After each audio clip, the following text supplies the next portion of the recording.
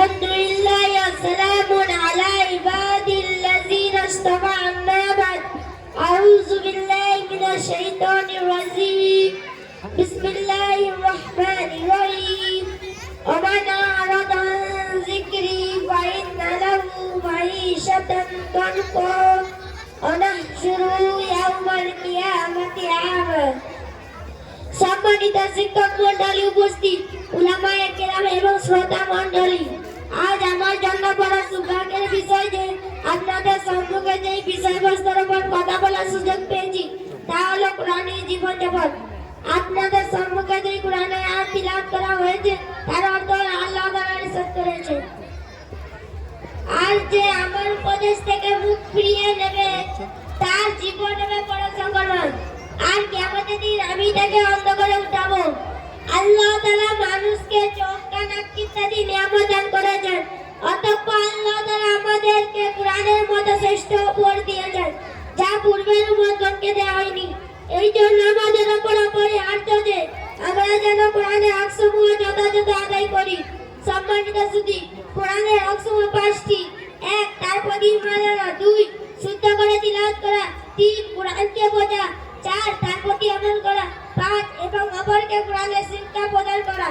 কিন্তু দেখা যায় মানুষ কোরআনকে শুধুমাত্র তাবিজের কিতাব, ঝাড়ফুঁকের কিতাব, সমস্যা দূর করার কিতাব, ভালো দোকানের বরকতের জন্য তিলাওয়াতের কিতাব, মৃত ব্যক্তির জন্য তিলাওয়াতের কিতাব।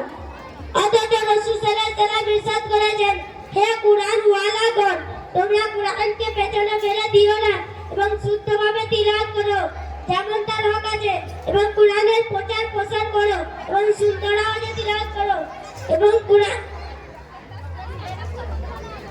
কোরআনের উপর চিন্তা ভাবনা করো, তাহলে তোমরা সফল কাম হবে। সম্মানিত শ্রোতা মণ্ডলী, বিদায় হজের সময় রাসূল সাল্লাল্লাহু আলাইহি ওয়াসাল্লাম বলেছিলেন, আমি তোমাদের সামনে দুটি বস্তু ছেড়ে যাচ্ছি, যতদিন তোমরা এইগুলির সঙ্গে সমৃদ্ধ থাকবে ততদিন পথভ্রষ্ট হবে না।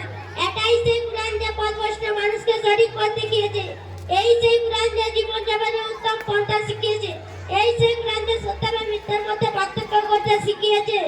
জি হ্যাঁ, কোরআন অবতীর্ণ হয়েছে তো মদ্যপান হারাম হয়েছে, কোরআন অবতীর্ণ হয়েছে তো জিনা ব্যভিচার হারাম হয়েছে, কোরআন অবতীর্ণ হয়েছে তো জুয়া হারাম হয়েছে, কোরআন অবতীর্ণ হয়েছে তো সুদ হারাম হয়েছে।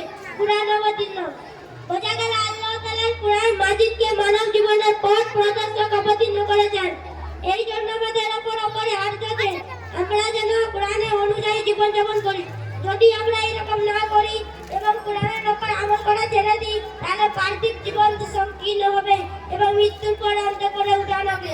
পরিশেষে দোয়া করে আল্লাহ তাআলা যেন আমাদেরকে নিয়মিত কোরআন তিলাওয়াত করা এবং তার অর্থ বোঝার এবং তার সঠিক রাস্তায় চলার তৌফিক দান করুন। आमीन। फौजी समाज का जिसे बुझा दिए तूने वही चिरतला